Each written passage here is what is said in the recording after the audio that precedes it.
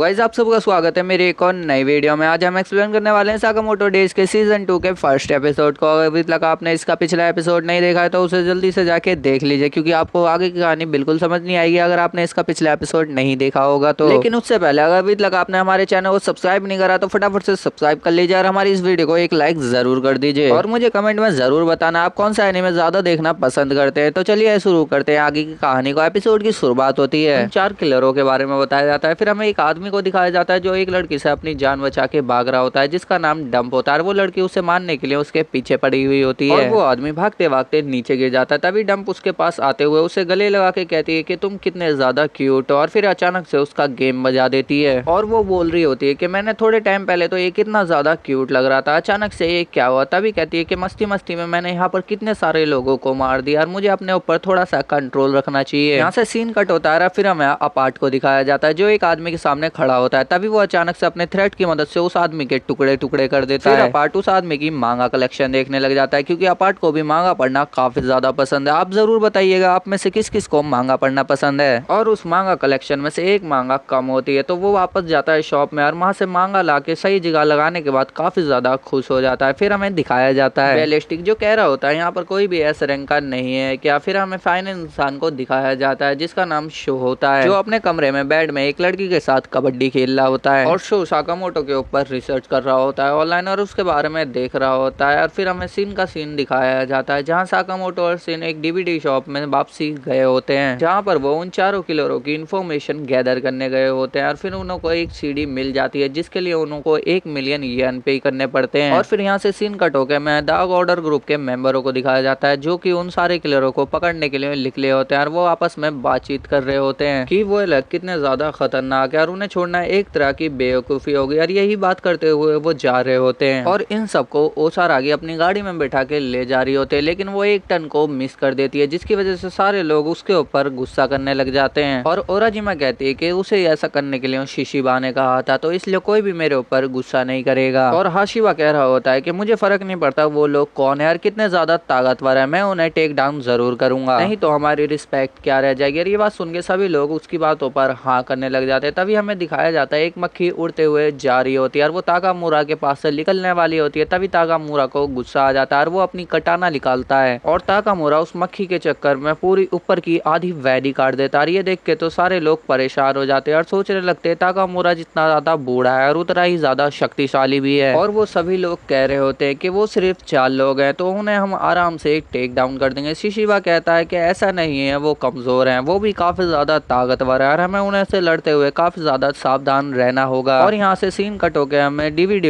Hall की तरफ दिखाया जाता है जहाँ पर सीन मूवी को काफी अच्छी तरीके से देख रहा होता है, क्योंकि उसे काफी सारी इन्फॉर्मेशन उन लोगों की चाहिए होती है। और साकामोटो हमारा हमेशा की तरह इस मूवी के दौरान सो रहा होता है और सीन के साथ लू भी इस मूवी को काफी ज्यादा ध्यान से देख रही होती है और वो मूवी देखते हुए कह रही होती है कि आर रेटेड होने के बाद भी ये मूवी काफी ज्यादा बेकार है। फिर यहाँ से सीन कट होकर हमें मासिमा को दिखाया जाता है जो साकामोटो के साथ शूटिंग प्रैक्टिस कर रहा होता है। मासिमा साकामोटो के ऊपर फायरिंग कर रहा होता है और साकामोटो को मासिमा की सारी गोलियों से बचना होता है। तभी साकामोटो के पास सीन आ जाता है और वो उसके ऊपर अचानक से अटैक कर देता है और वो कोई और नहीं हमारा नागामो निकलता है। और नागामो साकामोटो से कहता है कि तुम्हें तो ऐसी प्रैक्टिस आपको रोज करनी पड़ेगी क्योंकि तुम्हारी जान के ऊपर काफी ज्यादा खतरा है। नागामो साकामोटो से कहता है कि मैं तुमसे एक जरूरी बात करने के लिए आया, क्योंकि द ऑर्डर ग्रुप उन सारे लोगों को पकड़ने के लिए निकल चुका है। ये सुन के साकामोटो उससे कहता है कि तुम्हें क्या ऑर्डर दिए गए हैं। साकामोटो कहता है कि उनको मारने के ऑर्डर भी तुम्हें दिए गए। नागामो कहता है कि ऐसा ही कुछ समझ लो और वो उन्हें लिस्ट दिखाते हुए कहता है कि साकामोटो के साथ मेरी भी रैंक यहाँ पर आई है और वो साकामोटो को बता रहा होता है उसकी जो रैंक आई है वो एस रैंक की आई है। ये सुन के तो साकामोटो एकदम ही हैरान हो जाता है और वो कह रहा होता है इस चंपू की इतनी हाई रैंक कैसे आई। और फिर साकामोटो अपनी शॉप को ठीक करने लग जाता है। लू उसके पास आ ही नहीं रही होती है जो कि वो कैक्टस के साथ बहुत ज्यादा खेल रही होती है और लू से सिन कह रहा होता है कि हमें जल्दी से जल्दी यहाँ से निकल जाना चाहिए, तुम्हें पता होना चाहिए हमारे पीछे 4 किलर पड़े हुए हैं। और सिन कह रहा होता है कि हमें उन किलरों से बच के उन्हें अवॉइड करना है और उनसे काफी ज्यादा सावधान रहना है। और लू कह रही होती है हाँ हाँ तुम ठीक कह रहे हो। तभी सिन के पास एक लेडी एक डॉग लेके आती है। सिन उससे कह रहा होता है मैं इसके साथ नहीं खेलूंगा, मगर सिन बाद में उसके साथ खेलने लग जाता है। और यहाँ पर लू कह रही होती है कि तुमने तो कहा था किसी भी जानवर के साथ दिल नहीं लगाना है। तभी सिन कहता है कि थोड़ी देर तो मुझे इनों के साथ खेलने दो। तभी वहाँ पर इमरजेंसी बजने लग जाती है और जितने भी जानवर होते हैं वो शोर मचाने लग जाते हैं। और ये सब देख के लू और सिन को समझ नहीं आ रहा होता यहाँ पर अचानक से क्या हो गया। तभी वहाँ पर एक आदमी आता है जो बोलता है है कि तुम लोगों को समझ नहीं आ रहा ये जानवर क्यों चिल्ला रहे हैं। तभी वो कहता है कि ये जानवर इसलिए चिल्ला रहे हैं कि ये मुझसे डर रहे हैं और ये यहाँ से भागना चाहते हैं और तुम्हें समझना चाहिए ये मुझसे क्यों डर रहे हैं। सिन कहता है कि बूढ़े आदमी तुम कौन हो। तभी वो बूढ़ा आदमी बोलता है कि मैं एक मिलिट्री ऑफिसर हूँ। और ये सुन के सिन बोलता है अच्छा। फिर वो बोलता है कि हाँ मैं यहाँ पर कुछ जरूरी काम से आया हूँ। तभी वो आदमी अपने बैग से एक कुड़ाली निकालता है, वो सिन के ऊपर अटैक कर देता है और वो बोलता है कि मुझे साइड कैरेक्टर के ऊपर टाइम वेस्ट करना बिल्कुल भी पसंद नहीं होता। तभी सिन उसके ऊपर एक क्रॉसबो फेंक के मारता है और वो उसके सामने आ जाता है। और फिर वो आदमी बोलता है कि तुम्हारा नाम सिन है और इस लड़की का नाम लू है। और ये सुन के तो सिन बोलता है कि तुम्हें हमारे नाम कैसे पता। फिर वो बोलता है जहाँ ये इस बात सुन के सिन काफी ज्यादा शॉक हो जाता है और अपने मन में कह रहा होता है कि मेरी रैंक लू से कम कैसे हो सकती है। तभी लू उसे उठाने लग जाती है और उसे होश में लाने लग जाती है। और फिर सिन उस आदमी का दिमाग पढ़ के उसका मुंह पहचान जाता है और उसके अटैक से बचने के बाद उसके मुंह पे एक जोरदार सी लात मार देता है। और वो आदमी सिन की लात खाने के बाद कहता है अच्छा तुम्हारी ये स्पेशल पावर है। और इस आदमी का नाम शो होता है जो कि अपने एक्स में एक रस्सी बांध के उसके ऊपर अटैक करने लग जाता है। सिन उसके थॉट पढ़ने की कोशिश करता है मगर वो उसके ऊपर पढ़ ही नहीं पा रहा होता है। फिर वो लू का हाथ पकड़ के वहां से भागने लग जाता है जहाँ पर सोनों के ऊपर अटैक कर रहा होता है। जहाँ पर लू सिन से पूछ रही होती है क्या तुम इसका माइंड नहीं पढ़ पा रहे। जिस पे सिन कहता है नहीं मैं इसका माइंड नहीं पढ़ पा रहा हूँ, क्योंकि वो सिर्फ अपने मन में हमें सिर्फ मारने की ही सोच रहा होता है और सोच रहा होता है वो सिर्फ हमें मारेगा, यही इस वजह से मैं इसका माइंड नहीं पढ़ पा रहा। तभी वो बोलता है कि मुझे पता है तुम एक साइकिक हो और मेरा माइंड पढ़ सकते हो, मैं इसलिए सिर्फ तुम्हें मारने की ही सोच रहा हूँ। तभी वो उन्हों के ऊपर अपनी कुल्हाड़ी को फेंक के मारता है और लू को बचाने के चक्कर में सिन घायल हो जाता है। शो कह रहा होता है कि देखो तुम्हें हराना कोई ज्यादा बड़ी बात नहीं थी और मुझे कोई भी परेशानी नहीं हुई। और यहाँ पर तभी दिखाया जाता है लू जो होती है नेल गन से शो के ऊपर अटैक कर देती है और उसे मारने लग जाती है। मगर शो को तो लू के कोई भी अटैक से कुछ फर्क ही नहीं पड़ रहा होता है। तभी वो उस लू की तरफ आगे बढ़ने लग जाता है मगर सिन तभी उसके ऊपर फायर से अटैक कर देता है मगर शो को उससे भी कोई भी फर्क नहीं पड़ता। शो फिर सिन के ऊपर अटैक करता है मगर सिन उस डॉच कर लेता है और वो सीधा उसके सिलेंडर के ऊपर जाके लगता है जहाँ पर काफी बड़ा धमाका होता है। फिर हमें दिखाया जाता है कि शो अपने ऊपर इथेनॉल गिरा रहा होता है और वो कह रहा होता है कि अपने आप को भी ठीक करना जरूरी है। और यहाँ पर सिन लू को देखने जाता है जो जमीन पे नीचे गिरी हुई होती है और वो कह रही होती है कि मुझे अल्कोहल की स्मेल आ रही है। और फिर हमें यहाँ से साकामोटो का सीन दिखाया जाता है जो कह रहा होता है कि शिन और लू अभी तक कहाँ रह गए। जिसपे मासीमा कहता है कि मुझे लू के बारे में तो नहीं पता लेकिन शिन का बहुत ही ज्यादा कमाल का लड़का है और वो तुम्हारा पार्टनर भी है और मुझे इसलिए उसके ऊपर कोई भी शक नहीं है। साकामोटो कहता है मुझे भी पता है शिन के अंदर काफी ज्यादा पोटेंशियल है लेकिन कभी भी शिन ने मौत का सामना नहीं करा है जिस वजह से वो अपनी असली पावर को कभी भी सामने नहीं ला पाता है। जिसको सुन के मासीमा भी उसकी बात पर हाँ करने लग जाता है। और फिर मासीमा भी कहता है कि मैंने भी आज तक ऐसी चीजों का कभी भी सामना नहीं करा। साकामोटो कहता है तुम्हारी बात अलग है। फिर हमें शिन का सीन दिखाया जाता है और शिन नीचे पड़ा हुआ होता है। सो उसके पास आके कहता है क्या खराब किस्मत है मेरी, मैंने सबसे मारने के लिए सबसे कमजोर इंसानों को चुना है लेकिन अब मैं क्या कर सकता हूँ और मैं तुम्हें खत्म करने के बाद साकामोटो की फैमिली के पास जाऊंगा और उन्हें धीरे धीरे करके मारूंगा। कितना ज्यादा मजा आएगा कि उसकी प्यारी फैमिली उसकी आंखों के सामने मरेगी, बड़ा मजा आने वाला है। और फिर हमें शिन को दिखाया जाता है जो ये बात सुनकर काफी ज्यादा गुस्सा हो जाता है कि उसकी फैमिली को मारे जाने की बात कर रहा है ये और वो उसके माइंड में कुछ अजीब सा होने लग जाता है। तभी सो शिन के ऊपर अटैक कर देता है लेकिन शिन उसको डॉच कर लेता है और खुद से मैं सोच रहा होता है क्या बोला था इनने, ये मेरी फैमिली को खत्म कर देगा। और शिन जो है सो के ऊपर काफी खतरनाक अटैक करने लगता है और यहाँ पर सो सोच रहा होता है कि इसे कैसे पता लग रहा है मेरे अटैक करने से पहले कि मैं इसके ऊपर कहाँ अटैक करूंगा। तब यहाँ पर शिन शो को बताता है कि तुम्हें क्या पता है मैं फ्यूचर भी देख सकता हूँ। और ये बात सुन के तो शो काफी ज्यादा हैरान हो जाता है लेकिन यहाँ पर वो उसके ऊपर कंटिन्यू अटैक करने लग जाता है। शिन उसके अटैक को डॉच करते हुए कह रहा होता है क्या पता है तुम्हें, तुम्हारी वजह से मेरी एक नई एबिलिटी अनलॉक हो चुकी है और मैं अपने परिवार के लोगों से काफी ज्यादा प्यार करता हूँ और मैं उन्हें किसी भी हालत में बचा के रहूंगा तुम जैसे लोगों से। और यहीं पर हमारा ये वाला एपिसोड इसी बात के साथ खत्म हो जाता है। आई होप आपको मेरा एपिसोड काफी ज्यादा पसंद आया होगा और आपको ये एपिसोड पसंद आया हो तो इस वीडियो को एक लाइक जरूर करिएगा और हमारे चैनल को सब्सक्राइब जरूर करिएगा। Thank you for watching.